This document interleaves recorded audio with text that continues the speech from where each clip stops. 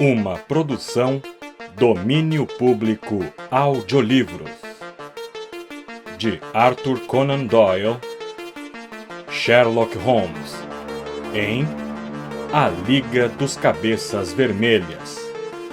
Narração Jaime Maciel. Antes de começar o vídeo, curta, compartilhe e se ainda não for inscrito no canal, clique no botão Inscreva-se. Aproveite o audiolivro. Fui visitar meu amigo Sherlock Holmes num dia de outono no ano passado e encontrei-o numa conversa animada com um senhor idoso, muito gordo, de rosto corado e cabelos cor de fogo. Com uma desculpa pela minha intromissão, ia me retirar quando Holmes puxou-me para dentro da sala e fechou a porta.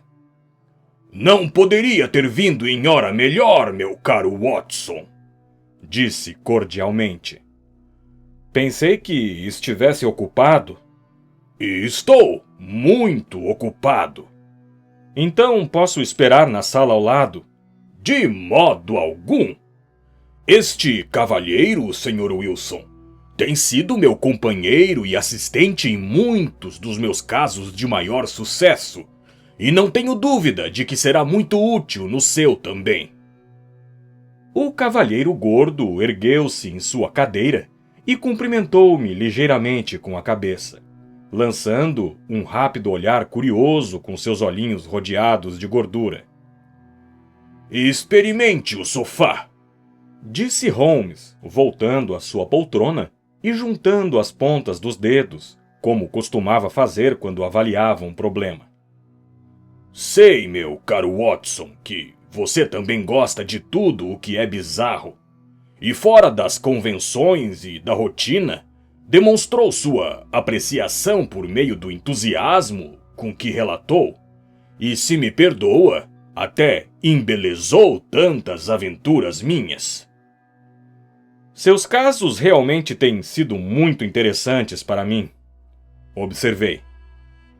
Deve lembrar-se de que comentei outro dia, pouco antes de nos envolvermos no problema muito simples apresentado pela senhorita Mary Sutherland, que para obter efeitos estranhos e combinações extraordinárias, temos que apelar para a própria vida, que é sempre muito mais ousada do que qualquer esforço da imaginação. Uma proposição em relação à qual tomei a liberdade de duvidar. Sim, doutor, mas apesar disso você tende a adotar o meu ponto de vista. Do contrário, ficarei amontoando fato em cima de fato, até que seu raciocínio desmorone sobre seu peso e reconheça que eu estou certo.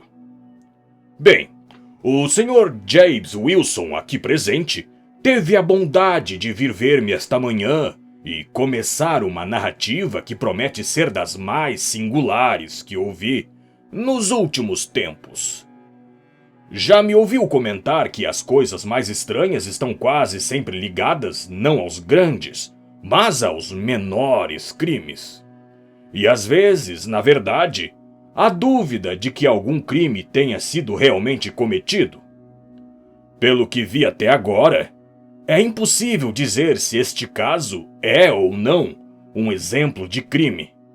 Mas o curso dos acontecimentos, sem dúvida, é um dos mais estranhos que já ouvi. Talvez, Sr. Wilson, o senhor possa ter a bondade de recomeçar sua narrativa. Peço isso não só porque meu amigo, Dr. Watson, não ouviu o princípio, mas também porque a natureza peculiar da história deixa-me ansioso para obter todos os detalhes possíveis de seus lábios. Em geral, quando tenho alguma indicação do curso dos acontecimentos, posso guiar-me pelos milhares de outros casos semelhantes que me vêm à memória. Nesse caso, sou obrigado a admitir que os fatos são, pelo que sei, únicos. O corpulento cliente estufou o peito com certo orgulho e tirou um jornal sujo e amarrotado do bolso interno do sobretudo. Enquanto olhava a coluna de anúncios com a cabeça esticada para a frente e o jornal aberto nos joelhos, examinei-o cuidadosamente e tentei, como faz meu companheiro, ler as indicações apresentadas por suas roupas e sua aparência. Mas não consegui muita coisa com essa inspeção.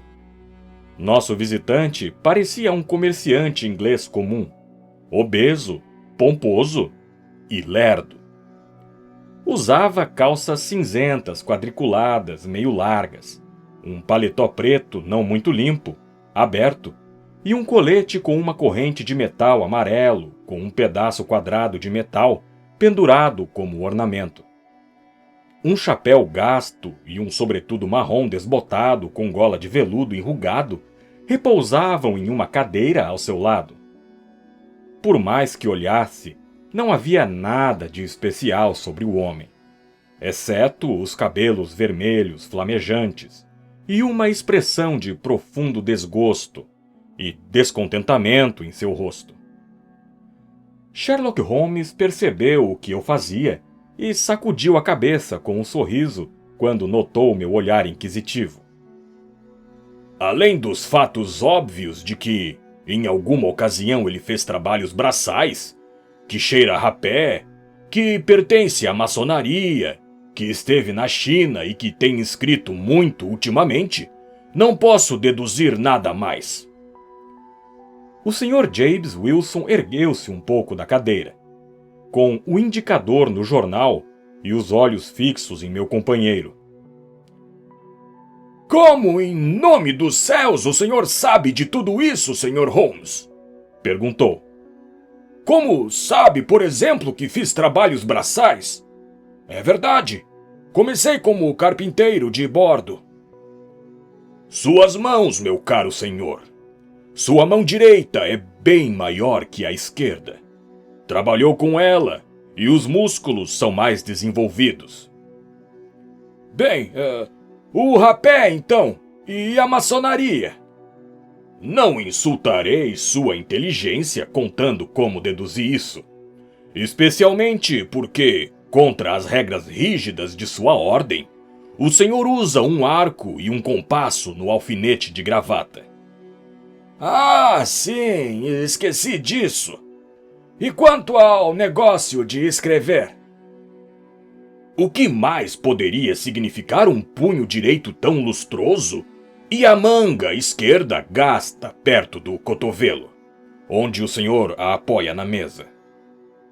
Bem, e a China? O peixe tatuado logo acima de seu pulso direito só poderia ter sido feito na China. Fiz um pequeno estudo de marcas de tatuagem e até contribuí para a literatura sobre o assunto. Esse cor-de-rosa delicado das escamas dos peixes só existe na China. Quando, além disso, vejo uma moeda chinesa pendurada em sua corrente de relógio, tudo fica ainda mais simples. O Sr. James Wilson riu gostosamente.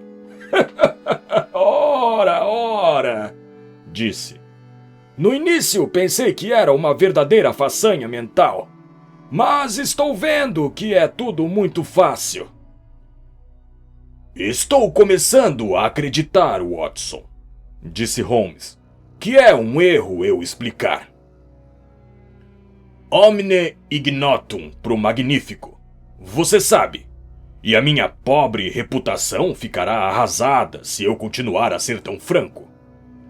Encontrou o anúncio, Sr. Wilson? Sim, encontrei, respondeu com o dedo grosso e vermelho plantado no meio da coluna. Aqui está. Isso foi o começo de tudo. Leia, por favor. Peguei o jornal e li o seguinte: A Liga dos Ruivos. Por doação do finado Ezekiah Hopkins, de Lebanon, Pensilvânia, Estados Unidos, existe agora outra vaga que dá direito a um membro da Liga a receber um salário de 4 libras por semana por serviços puramente nominais. Todos os homens ruivos de perfeita saúde física e mental, com mais de 21 anos, podem candidatar-se. Apresente-se pessoalmente na segunda-feira, às 11 horas, a Duncan Ross, nos escritórios da Liga, Pope's Court, 7, Flat Street. Que diabo significa isso? Exclamei, depois de ler 2 vezes esse anúncio extraordinário.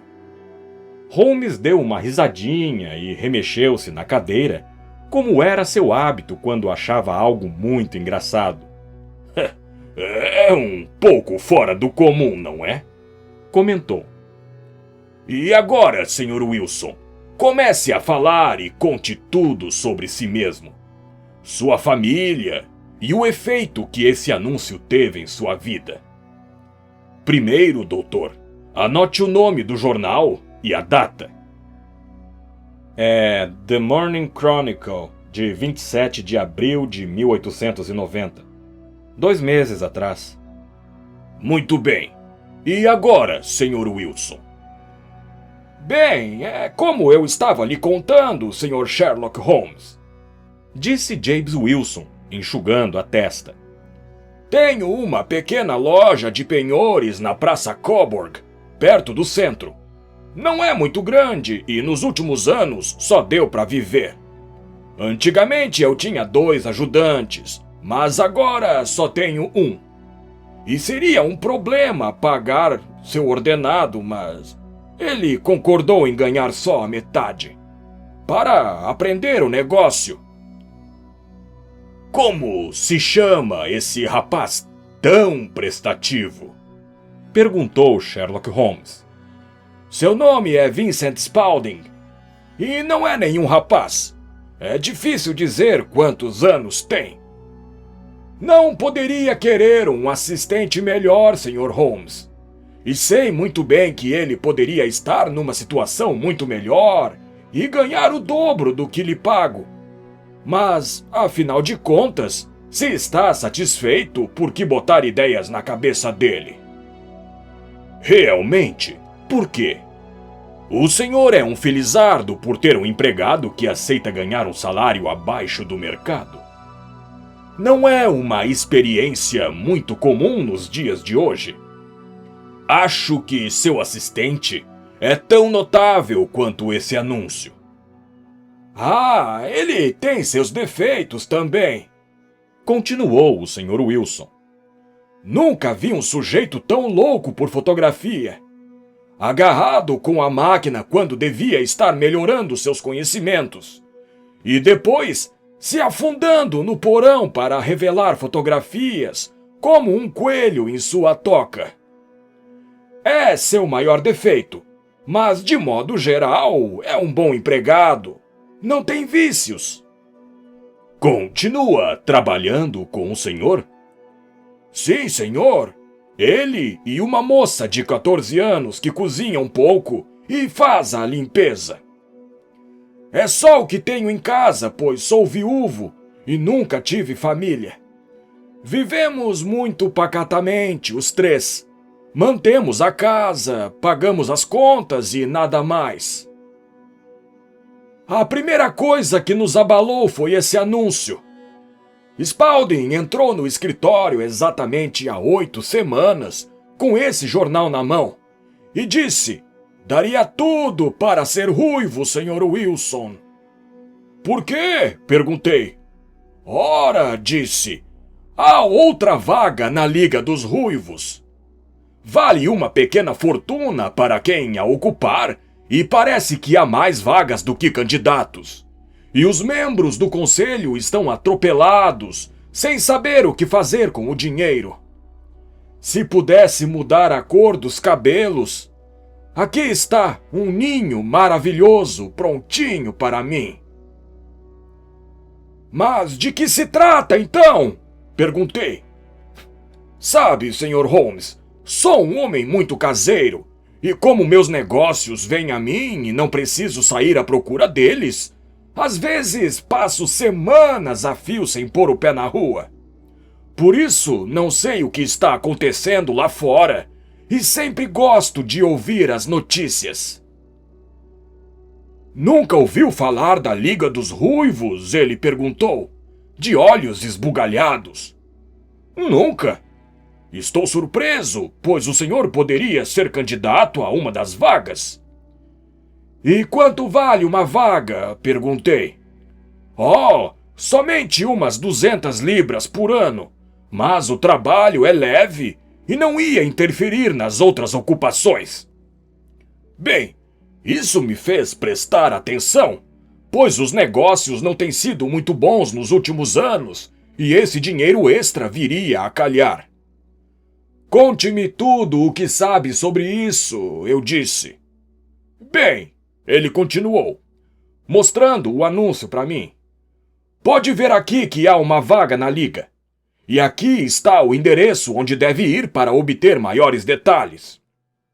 Pelo que sei, a liga foi fundada por um milionário americano, Ezekiah Hopkins, que era um homem muito peculiar. Ele era ruivo e tinha muita simpatia por todos os ruivos. E quando morreu, descobriram que deixara sua imensa fortuna nas mãos de curadores, com instruções para que aplicassem os juros, de modo a proporcionar empregos fáceis para homens de cabelos ruivos. Pelo que ouvi dizer, pagam muito bem, e há muito pouco para fazer. Mas, comentei, há milhões de homens ruivos que devem se candidatar. Não tantos assim, respondeu. Repare, é limitado a londrinos de mais de 21 anos. Esse americano começou em Londres quando era jovem e queria beneficiar a cidade. E também ouvi dizer que não adianta se candidatar se seu cabelo for ruivo claro ou ruivo escuro. Tem de ser o verdadeiro vermelho vivo, cor de fogo. Se o senhor quisesse, senhor Wilson, bastava o senhor se apresentar, mas talvez não valha a pena se incomodar por umas poucas centenas de libras. Bem, é verdade, cavalheiros. Como podem ver que meu cabelo é bem cor de fogo. Então, achei que se houvesse concorrência, eu teria tanta possibilidade de ganhar quanto qualquer outro. Vincent Spalding parecia saber tanto sobre o assunto que achei que podia ser útil. Então mandei que fechasse a loja e viesse comigo. Ele estava querendo tirar um dia de folga, de modo que fechamos tudo e fomos ao endereço indicado no anúncio. Espero nunca mais ver um espetáculo desse, Sr. Holmes. Do norte, do sul, do leste e do oeste, todos os homens com um vestígio de vermelho nos cabelos vieram à cidade em resposta ao anúncio. A Flat Street estava entupida de homens de cabelos vermelhos e a Pope's Court parecia um caminhão cheio de laranjas. Nunca pensei que houvesse tantos ruivos no país inteiro. Eram de todos os tons possíveis, cor de palha, de limão, de laranja, de tijolo, de barro. Mas, como Spalding disse, não havia muitos da legítima cor de fogo. Quando vi quantos estavam esperando, quis desistir, mas Spalding não deixou. Não sei como conseguiu, mas empurrou e deu cotoveladas, até que atravessamos a multidão e subimos os degraus que levavam ao escritório. Havia 2 filas na escada, uma subindo, esperançosa, outra descendo, desanimada.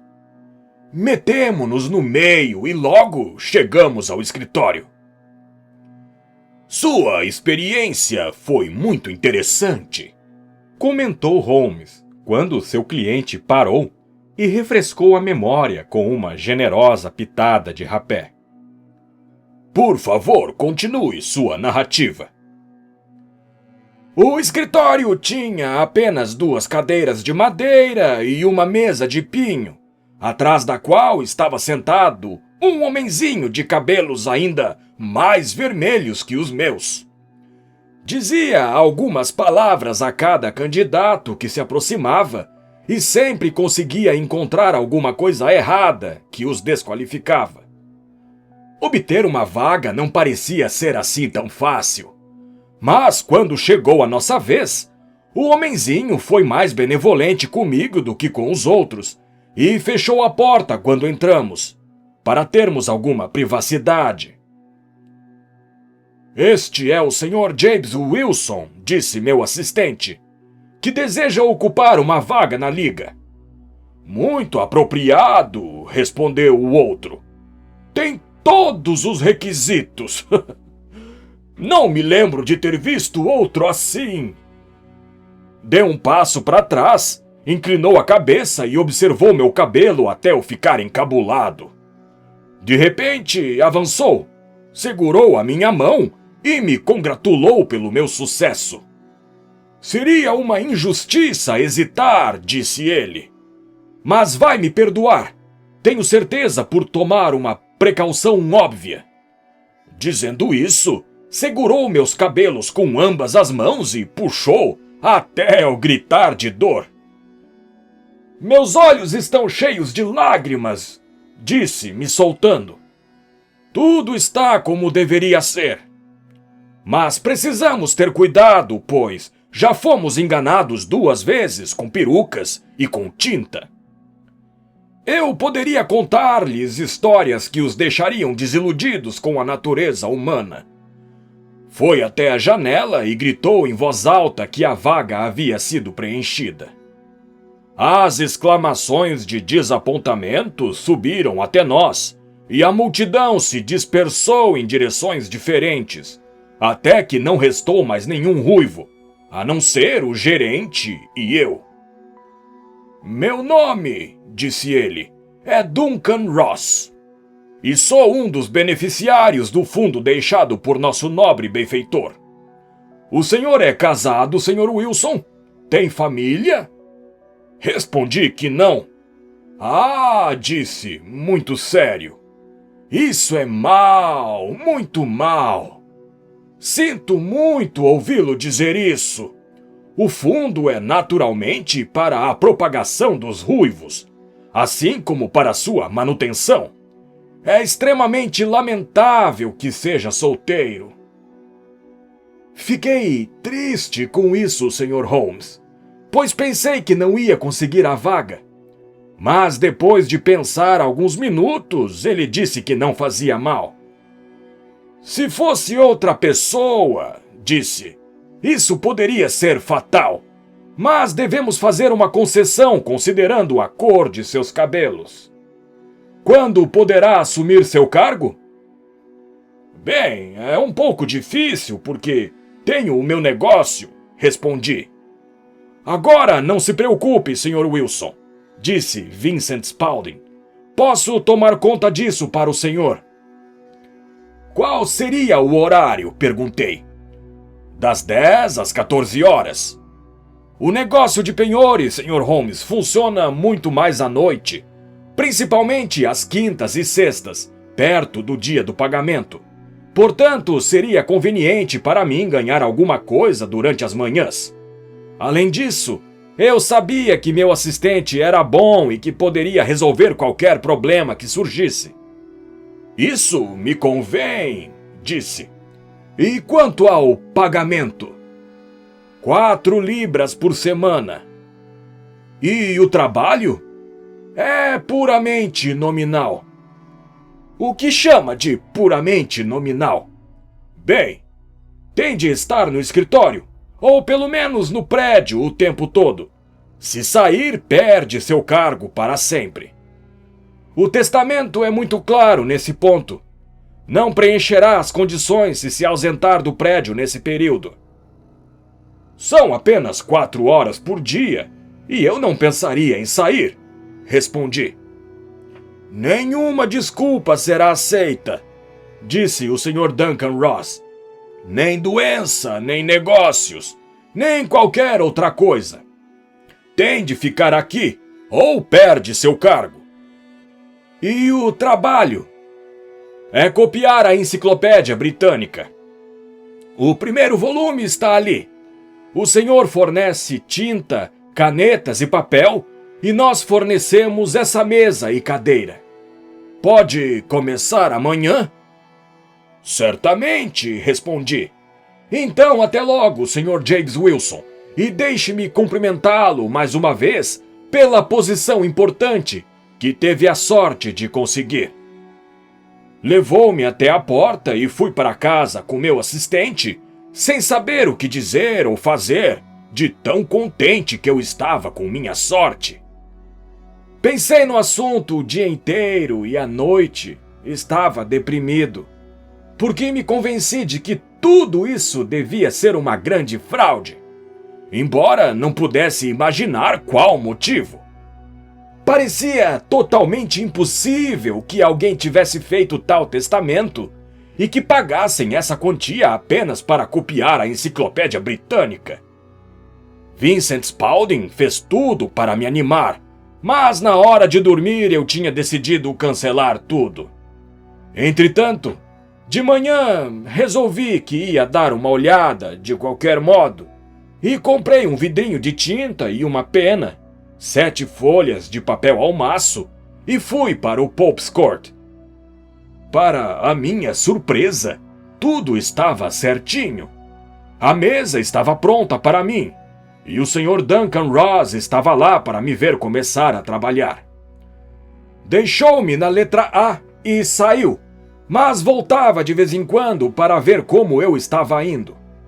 Às 14 horas, desejou-me um bom dia, cumprimentou-me pelo que tinha feito até então e trancou a porta do escritório quando saiu.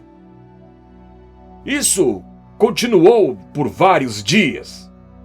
Sr. Holmes, no sábado o gerente entrou e colocou 4 libras de ouro na mesa pelo trabalho de uma semana. O mesmo aconteceu na semana seguinte e na outra. Todo dia eu chegava às 10 e saía às 14 horas. Aos poucos, o Sr. Duncan Ross começou a vir só uma vez de manhã, e depois de algum tempo, nem isso. Mas é claro que eu não ousava sair da sala nem por um minuto, pois não sabia quando ele viria, e o lugar era tão bom e conveniente para mim que não arriscaria perdê-lo. Passaram-se 8 semanas assim. E eu escrevera sobre abades, arqueiros, arte, arquitetura e esperava entrar no B em pouco tempo. Gastei um bocado de papel e quase encheira uma prateleira, quando de repente tudo terminou. Terminou? Sim, senhor! Esta manhã. Fui trabalhar como de costume às 10 horas, mas a porta estava fechada e trancada, e havia um pedaço de papel preso com uma taxa. Aqui está, pode ver. Estendeu um papel que dizia: A Liga dos Ruivos foi extinta. 9 de outubro de 1890. Sherlock Holmes e eu analisamos o texto curto e o rosto tristonho do cliente, até que o lado cômico do caso superou todos os outros aspectos e nós dois começamos a rir. Não vejo nada de engraçado, disse nosso cliente, com o rosto tão vermelho quanto seus cabelos de fogo. Se só podem rir de mim, vou procurar auxílio em outro lugar. Não, não! Exclamou Holmes, fazendo-o sentar novamente. Não perderia seu caso de maneira nenhuma.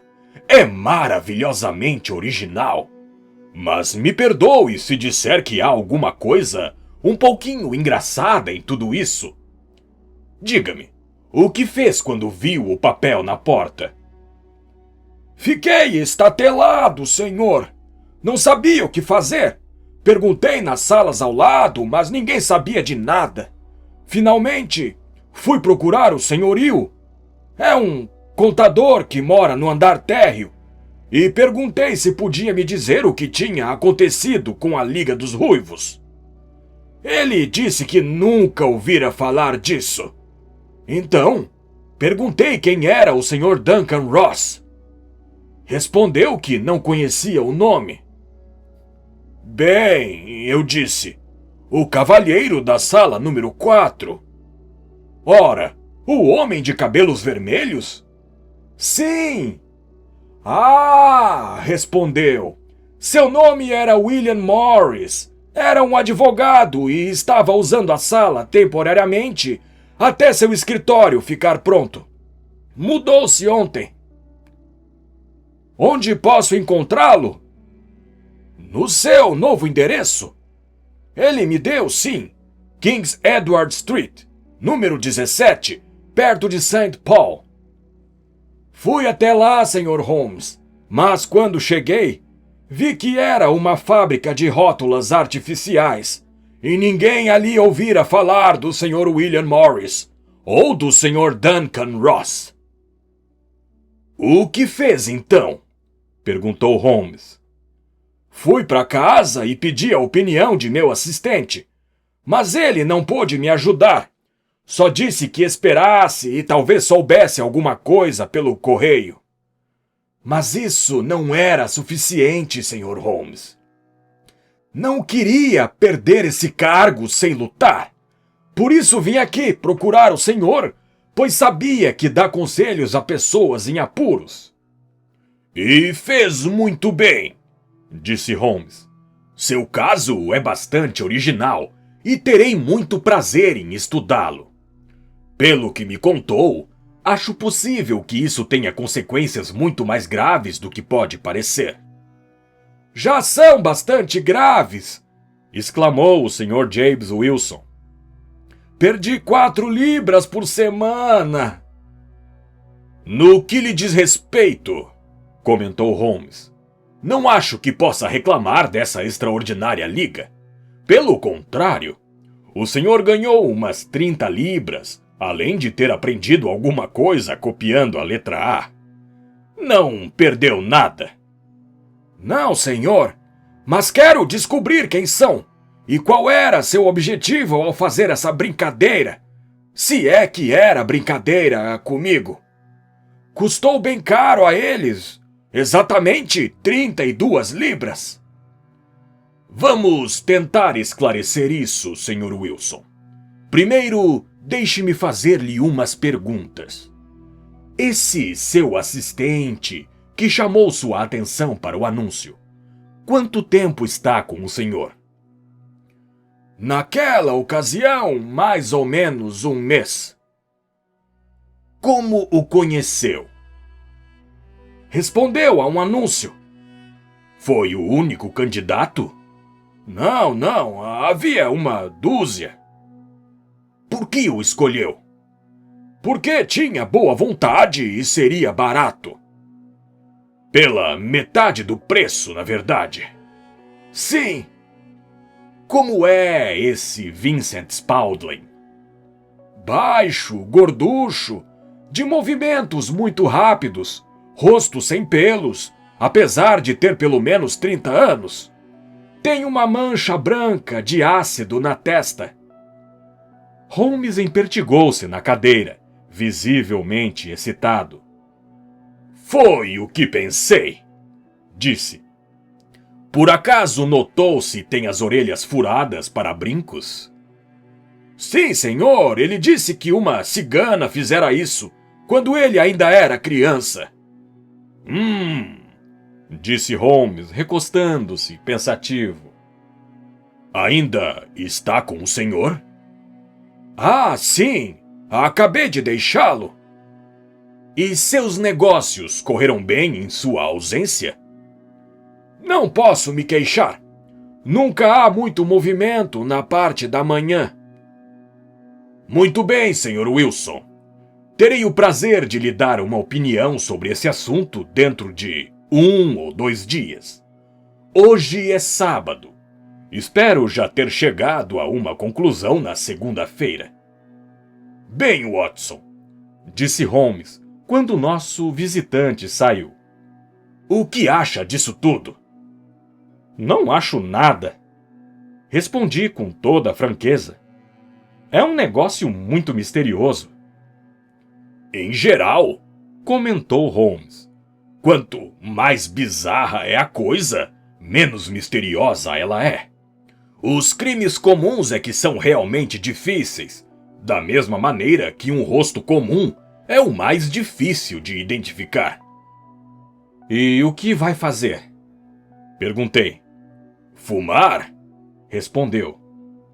É problema para 3 cachimbos. E peço que não fale comigo durante 50 minutos.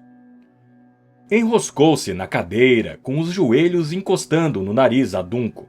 E lá ficou, de olhos fechados, com um cachimbo de barro preto se projetando da boca, como o bico de um pássaro estranho. Cheguei à conclusão de que adormecera, e eu mesmo cabeceava de sono, quando de repente ele saltou da cadeira com a atitude de um homem que tomou uma decisão, e colocou o cachimbo na prateleira acima da lareira. Sarasate vai tocar no St. James Hall hoje à tarde, disse. O que acha, Watson? Seus doentes podem dispensá-lo por algumas horas? Não tenho nada para fazer hoje. Minha clientela nunca me absorve muito. Então pegue seu chapéu e venha. Vou passar pelo centro da cidade primeiro e podemos almoçar no caminho. Notei que há muitas peças alemãs no programa que me agradam muito mais do que a música italiana ou francesa. É introspectiva e quero ser introspectivo. Vamos. Fomos de metrô até Aldersgate e depois de uma curta caminhada, chegamos à Praça Saxe-Coburg, cenário da história singular que ouvíramos de manhã. Era um lugar pequeno, mesquinho, onde 4 filas de casas de tijolo de 2 andares encardidas davam para uma área cercada, onde um gramado cheio de mato e umas moitas de rododendros desbotados lutavam heroicamente contra a atmosfera carregada de fumaça. 3 bolas douradas e uma placa marrom onde estava escrito James Wilson, em letras brancas, na casa da esquina, anunciavam o lugar onde nosso cliente ruivo tinha seu negócio. Sherlock Holmes parou diante da casa e a examinou detalhadamente, com a cabeça inclinada e os olhos brilhando entre as pálpebras semicerradas. Depois seguiu rua acima e voltou, olhando atentamente para as casas. Por fim, voltou para a loja de penhores. E após bater vigorosamente na calçada com a bengala 2 ou 3 vezes, foi até a porta e bateu. Ela foi aberta de imediato por um rapaz de ar esperto, imberbe, que o convidou a entrar. Obrigado, disse Holmes. Só queria saber o caminho para o Strand. 3ª à direita, 4ª à esquerda, respondeu o assistente e fechou a porta. Rapaz esperto esse, observou Holmes enquanto nos afastávamos. Na minha opinião, ele é o 4º homem mais esperto de Londres. E não aposto que não seja o 3º. Sei alguma coisa sobre ele. Evidentemente, eu disse. O assistente do Sr. Wilson é responsável por grande parte desse mistério da Liga dos Cabeças Vermelhas. Tenho certeza de que você perguntou o caminho só para vê-lo. Ele não. Ver o que então? Os joelhos de suas calças. E o que viu? O que esperava ver? Por que bateu na calçada?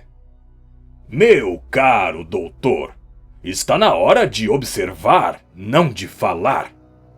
Somos espiões em território inimigo. Sabemos algo sobre a Praça Saxe-Coburg. Vamos agora explorar as áreas atrás dela. A estrada em que nos encontramos quando viramos a esquina da isolada Praça Saxe-Coburg fazia um contraste tão grande com ela quanto a frente e as costas de um quadro. Era uma das principais artérias que levavam o trânsito do centro da cidade para o norte e para o oeste. A pista estava completamente bloqueada por um fluxo constante nas 2 direções, enquanto as calçadas estavam negras com a multidão apressada de pedestres. Era difícil perceber, ao olhar as lindas lojas e os edifícios imponentes, que eles estavam logo atrás da praça estagnada e desbotada que acabávamos de deixar. Vejamos, disse Holmes, de pé na esquina e olhando em volta. Gostaria de lembrar da ordem das casas aqui. É um dos meus hobbies conhecer bem Londres. Ali está Mortimer, a tabacaria, a lojinha de jornais, a agência Coburg do Banco City Suburban, o restaurante vegetariano e o depósito de carruagens de McFarlane. Isso nos leva ao outro quarteirão. E agora, doutor, já fizemos nosso trabalho e está na hora de nos divertirmos. Um sanduíche e uma xícara de café, e depois a terra do violino, onde tudo é doçura, delicadeza e harmonia, e não há nenhum cliente ruivo para nos aborrecer com seus enigmas. Meu amigo era um músico entusiasta, e não só tocava muito bem, como ainda era compositor de grande mérito. Passou a tarde inteira na poltrona, mergulhado na mais perfeita felicidade, movendo com delicadeza os longos dedos finos no compasso da música, enquanto seu rosto sorridente e seus olhos lânguidos e sonhadores eram totalmente diferentes dos de Holmes, o cão de caça. Holmes, o implacável, de mente aguçada, perseguidor de criminosos. Em sua personalidade singular, essa dualidade de natureza se manifestava alternadamente, e sua extrema precisão e astúcia representavam, como sempre pensei, a reação contra o estado poético e contemplativo que por vezes predominava. Essa oscilação de sua natureza o levava do extremo torpor a uma energia devoradora, e como eu bem sabia, ele se tornava verdadeiramente terrível quando, dias a fio, ficava sentado em sua poltrona, afundado em suas improvisações e edições famosas de livros. Era então que a ânsia da caçada o envolvia de repente, e que seus brilhantes poderes de raciocínio atingiam o nível da intuição, e aqueles que desconheciam seus métodos o olhavam de lado como se fosse um homem com conhecimentos não revelados a outros mortais. Quando o vi naquela tarde, tão absorto na música em St. James Hall, senti que estava chegando um período ruim para aqueles que ele resolvesse caçar. Quer ir para casa, sem dúvida, doutor, observou quando saíamos. Sim, acho melhor. E eu tenho algo a fazer que vai levar algumas horas. Esse caso da Praça Coburg é bastante grave. Por que grave? Um grande crime está sendo preparado. Tenho quase certeza de que temos tempo de sustá-lo. Mas como hoje é sábado, isso complica as coisas. Vou precisar de seu auxílio hoje à noite. A que horas? 10 será uma boa hora. Estarei na Baker Street às 22 horas. Muito bem. Um momento, doutor. Pode haver algum perigo. Portanto, traga seu revólver do exército no bolso. Fez um aceno, virou-se e desapareceu imediatamente no meio da multidão. Creio que não sou mais denso que meus semelhantes, mas sempre me senti oprimido por uma sensação de minha própria estupidez quando lidava com Sherlock Holmes. Neste caso, eu escutara o que ele escutara, vira o que ele vira, mas, pelo que dissera, era evidente que via com clareza não só o que havia acontecido, como também o que ia acontecer, enquanto para mim a história toda ainda era confusa e grotesca. A caminho da minha casa, em Kensington, analisei tudo aquilo, desde a história extraordinária do copiador ruivo da Enciclopédia Britânica, até nossa visita à Praça Saxe-Coburg, e as palavras sinistras com que se despedira de mim. Que expedição noturna seria essa? E por que eu deveria ir armado? Onde iríamos e o que faríamos? Holmes insinuara que o ajudante da loja de penhores era um homem temível. Um homem que poderia estar envolvido em jogadas perigosas. Tentei desvendar o enigma, mas desisti, desanimado, e deixei o assunto de lado até que a noite trouxesse uma explicação. Faltavam 15 para as 9 quando saí de casa e atravessei o parque, seguindo pela Oxford Street até Baker Street. 2 cabriolés estavam parados à porta e, ao entrar no corredor, ouvi o som de vozes vindo de cima. Ao entrar na sala, encontrei Holmes conversando animadamente com 2 homens, um dos quais reconheci como sendo Peter Jones, investigador da polícia. O outro era um homem alto e magro, de rosto triste, com um chapéu muito lustroso e um fraque opressivamente respeitável. Ah, o grupo está completo, disse Holmes, abotoando o casaco e pegando um chicote pesado da coleção junto à parede. Watson, acho que conhece o Sr. Jones da Scotland Yard.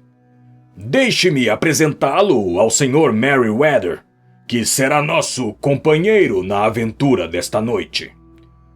Estamos caçando aos pares novamente, como o senhor vê, doutor, disse Jones de maneira pomposa. Nosso amigo aqui é maravilhoso para começar caçadas. Só precisa de um cão velho para ajudá-lo a pegar a caça. Espero que a caçada não seja infrutífera, observou o Sr. Merryweather, de modo sombrio. Pode confiar inteiramente no Sr. Holmes, disse o investigador de polícia com ar superior. Tem seus métodos especiais, que são, se ele não se incomoda que eu diga, um pouco teóricos e fantásticos, mas tem tudo para ser um detetive. Não é exagero dizer que, 1 ou 2 vezes, como no caso do assassinato de Sholto e do tesouro de Agra, ele estava mais certo do que a polícia. Ah, se é o que o senhor diz, Sr. Jones, está tudo bem, comentou o estranho respeitosamente. Mas devo confessar que sinto falta do meu jogo. É a primeira vez em uma noite de sábado em 27 anos que perco um jogo. Acho que vai descobrir, observou Sherlock Holmes, que a aposta desta noite será a mais alta de sua vida. E o jogo será muito mais excitante. Para o Sr. Merryweather, será de aproximadamente 30.000 libras. E para você, Jones, será o homem que você quer tanto prender. John Clay, o assassino, ladrão, arrombador e falsário. É um homem jovem, Sr. Merryweather, mas lidera a sua profissão. E eu preferiria botar algemas nele do que em qualquer outro criminoso de Londres. E um homem notável esse jovem John Clay. Seu avô era um duque, e ele frequentou as universidades de Eton e Oxford. Seu cérebro é tão hábil quanto seus dedos. E embora encontremos sinais dele em toda parte, nunca sabemos onde encontrar o próprio homem. Rouba um banco na Escócia numa semana e angaria fundos para construir um orfanato na Cornualha na semana seguinte. Estou em sua pista há anos e ainda nem consegui vê-lo. Espero ter o prazer de apresentá-los hoje. Também tive 1 ou 2 episódios com o Sr. John Clay e concordo que está no topo de sua profissão. Mas já passa das 10 e está na hora de irmos. Tomem o primeiro cabriolé, que Watson e eu seguiremos no segundo. Sherlock Holmes não estava muito comunicativo durante a longa viagem e recostou-se no carro cantarolando as músicas que ouvira durante a tarde. Sacolejamos por um labirinto infindável de ruas iluminadas a gás até sairmos na Farrington Street. Estamos perto, comentou meu amigo. Esse camarada Merryweather é diretor de um banco e está pessoalmente interessado nesse assunto. Achei melhor ter Jones conosco também. Não é má pessoa, embora seja um perfeito imbecil em sua profissão. Tem uma grande virtude, a coragem de um bulldog e a tenacidade de uma lagosta quando enfia as garras em alguém. Chegamos, e eles estão à nossa espera. Havíamos chegado à mesma estrada apinhada de carruagens e transeuntes onde estivéramos naquela manhã. Despachamos os cabriolés e, seguindo o Sr. Merryweather, passamos por um corredor estreito e por uma porta lateral que ele abriu para nós. Dentro havia uma pequena passagem que terminava em um imenso portão de ferro. Esse também foi aberto e conduzia a uma escada de pedra em caracol, que terminava em outro portão maciço. O Sr. Merryweather parou para acender uma lanterna e nos conduziu então por uma passagem escura, cheirando a terra úmida. E após abrir uma terceira porta, a um imenso porão ou caverna, onde estavam empilhadas caixas volumosas e caixotes. Não estamos muito vulneráveis por cima, observou Holmes, segurando a lanterna e olhando em volta. Nem por baixo, disse o Sr. Merryweather, batendo com a bengala nas pedras que forravam o chão. Mas o que é isso? Parecem ocas! Exclamou, erguendo os olhos surpresos. Peço encarecidamente que fique quieto, disse Holmes severamente. Já pôs em perigo o sucesso da nossa expedição. Posso pedir-lhe a gentileza de se sentar em uma dessas caixas e não interferir? O solene Sr. Merryweather sentou-se em um caixote, com uma expressão magoada, e Holmes ajoelhou-se no chão, e com a lanterna e uma lente, começou a examinar detalhadamente as fendas entre as pedras. Alguns segundos foram suficientes, e pôs-se de pé outra vez, satisfeito, guardando a lente no bolso. Temos pelo menos 1 hora, comentou, porque eles não podem fazer nada até que o bom agiota esteja quieto na cama. Então não perderão 1 segundo, pois quanto mais cedo terminarem seu trabalho, mais tempo terão para escapar. Estamos no momento, doutor. Como certamente deve ter adivinhado, no portão da agência de um dos principais bancos de Londres. O Sr. Merryweather é o presidente, e ele lhe explicará por que motivo os criminosos mais audaciosos de Londres estão muito interessados nesse portão no momento.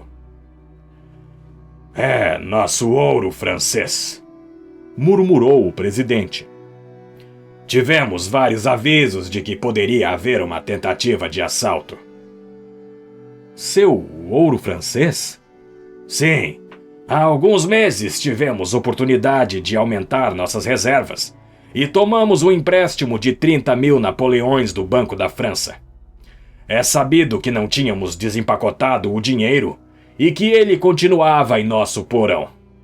O caixote no qual estou sentado contém 2.000 napoleões arrumados entre camadas de folhas de chumbo.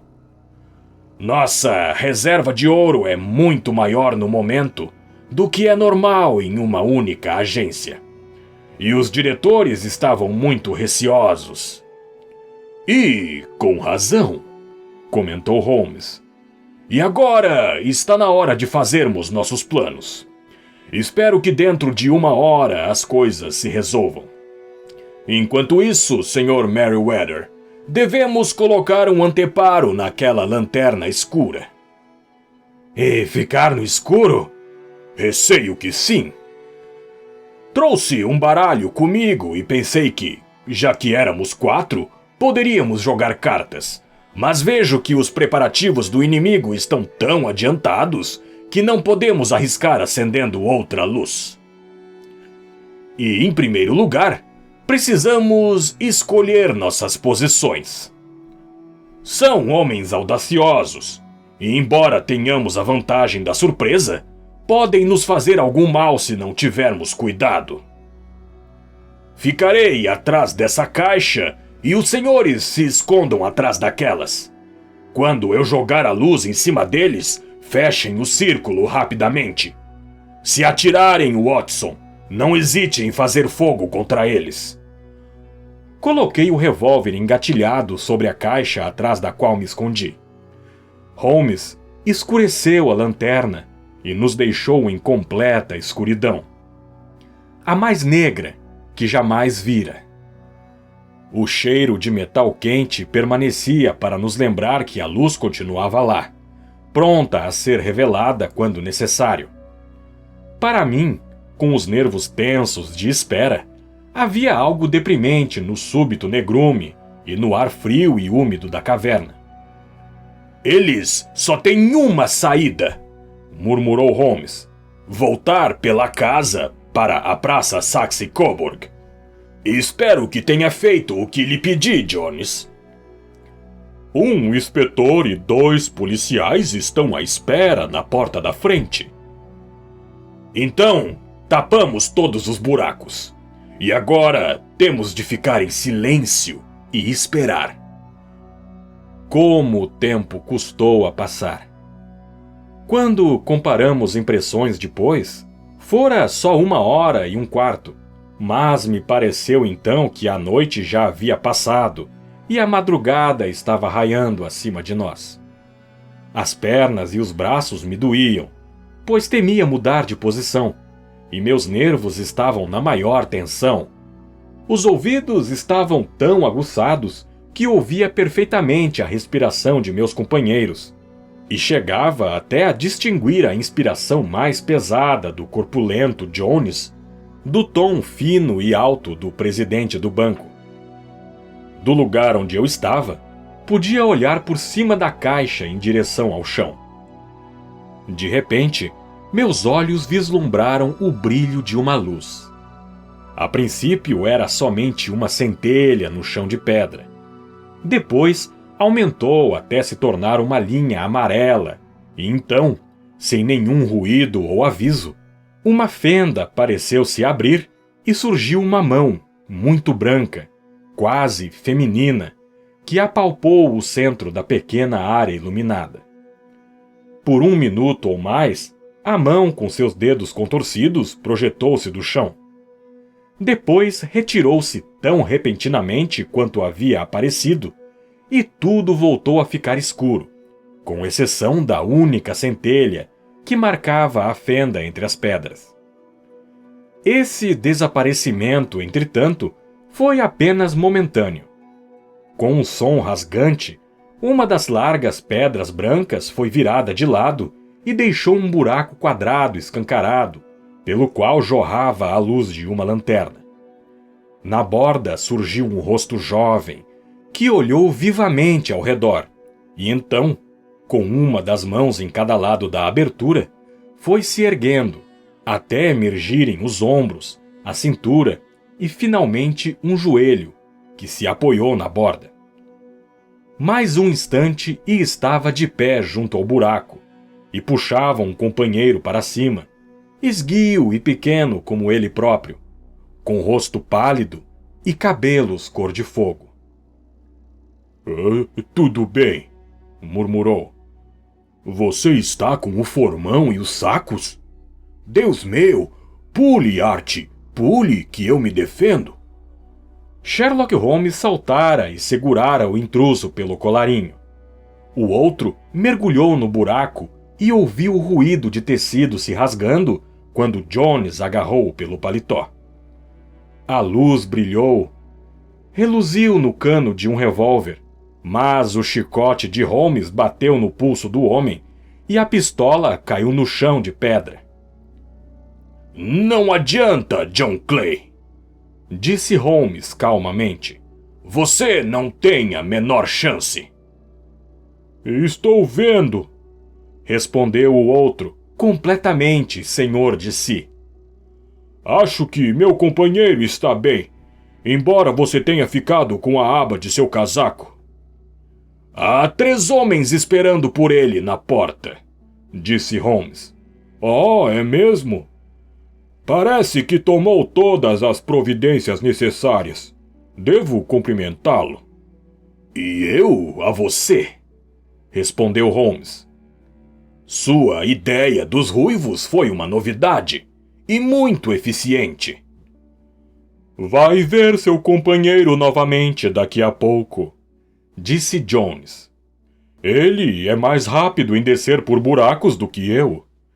Estenda as mãos para eu colocar as algemas. Peço que não me toque com suas mãos imundas, disse nosso prisioneiro quando as algemas fecharam-se ruidosamente em seus punhos. Talvez não saiba que tenho sangue azul nas veias, e tenha a bondade de se dirigir a mim dizendo sempre senhor e por favor. Oh, está bem, disse Jones com um risinho irônico. Bem, teria a bondade, senhor, de subir as escadas e lá em cima poderemos pegar um cabriolé para levar Sua Alteza à delegacia. Assim está melhor, disse John Clay sereno. Ele curvou-se com pompa diante de nós 3 e saiu calmamente sob a custódia do detetive. Senhor Holmes, disse o Sr. Merriweather ao sairmos do portão. Não sei como o banco pode lhe agradecer ou recompensar. Não há dúvida de que o senhor descobriu e derrotou completamente uma das mais audaciosas tentativas de assalto a banco de que tive conhecimento em toda a minha vida. Tinha 1 ou 2 contas a acertar com o Sr. John Clay, disse Holmes. Tive algumas despesas com esse caso, que espero que o banco possa cobrir. Mas, fora isso, considero-me amplamente recompensado por uma experiência que é, em muitos aspectos, única, e por ter ouvido a extraordinária narrativa da Liga dos Cabeças Vermelhas. Sabe, Watson, explicou de manhã cedinho, enquanto tomávamos um uísque com soda na Baker Street. Era perfeitamente óbvio desde o início que o único motivo possível de toda essa história fantástica, do anúncio da Liga e de copiar a Enciclopédia Britânica, era o de afastar esse agiota não muito esperto por algumas horas todos os dias. Foi uma maneira curiosa de conseguir isso, mas seria difícil sugerir uma melhor. Sem dúvida alguma, a ideia ocorreu à mente criativa de Clay pela associação com a cor dos cabelos de seu cúmplice. As 4 libras por semana eram uma isca para atraí-lo. E o que era isso para eles, que agiam por milhares? Publicaram um anúncio. Um bandido ocupa o escritório temporário. O outro o instiga a se candidatar. E juntos conseguem garantir sua ausência todas as manhãs, a semana inteira. Desde que ouvi dizer que o assistente trabalhava por metade do salário normal, vi que tinha um motivo muito forte para querer este lugar. Mas como pôde adivinhar qual era o motivo? Se houvesse mulheres na casa, eu teria suspeitado de uma intriga mais vulgar. Mas não era o caso.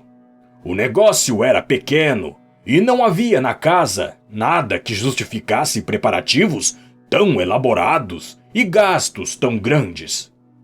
Então, tinha de ser alguma coisa fora da casa. O que poderia ser? Pensei no amor do assistente pela fotografia e seu hábito de desaparecer no porão. O porão! Aí estava o fim dessa meada embaralhada. Então investiguei esse misterioso assistente e descobri que se tratava de um dos mais frios e audaciosos criminosos de Londres. Estava fazendo alguma coisa no porão que exigia muitas horas por dia, durante meses e meses. Mais uma vez, o que poderia ser? Não pude imaginar nada, a não ser um túnel para algum outro prédio.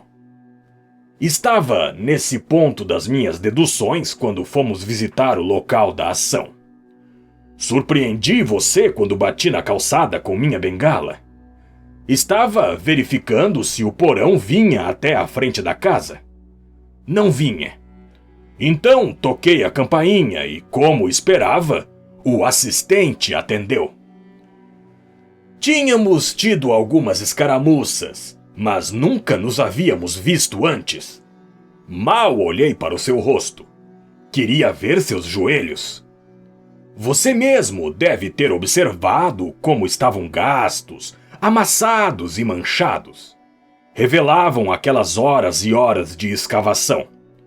Só o que faltava então era saber por que estavam cavando. Virei a esquina, vi que o Banco City and Suburban dava fundos para a casa e senti que resolvera o problema. Quando você foi para casa após o concerto, fiz uma visita à Scotland Yard e ao presidente do banco, e o resultado foi o que você viu. E como sabia que fariam essa tentativa hoje à noite? Perguntei. Bem, quando fecharam os escritórios da Liga, achei que era um sinal de que a presença do Sr. James Wilson não importava mais. Em outras palavras, haviam terminado o túnel. Mas era essencial que o usassem logo, pois podia ser descoberto, ou o ouro podia ser transferido. Sábado era mais conveniente do que qualquer outro dia, porque daria a eles 2 dias para a fuga. Por esses motivos, eu esperava que viessem hoje à noite. Deduziu tudo maravilhosamente. Exclamei com admiração. É uma longa cadeia, mas cada elo é verdadeiro. Salvou-me do enfado. Respondeu bocejando. Deus, já sinto que está se apossando de mim. Toda a minha vida é um esforço para escapar do enfado do cotidiano. Esses pequenos problemas ajudam. E é um benfeitor da humanidade, comentei. Ele encolheu os ombros. Bem, talvez, afinal de contas, sirva para alguma coisa, observou. L'homme c'est rien, l'homme c'est tout, como Gustave Flaubert escreveu a George Sand. Fim.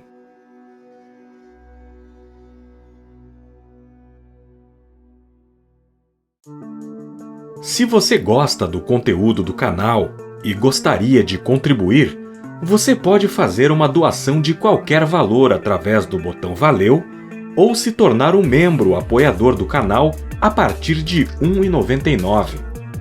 Qualquer um consegue ajudar, e fazendo isso, você contribui para aumentar a visibilidade do canal na plataforma, permitindo que mais pessoas escutem os nossos audiolivros.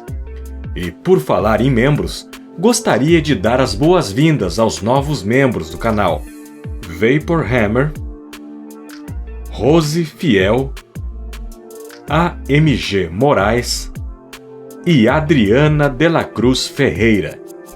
Venha fazer parte do nosso clube você também. Obrigado pela sua audiência e nos vemos no próximo vídeo, aqui no canal Domínio Público Audiolivros.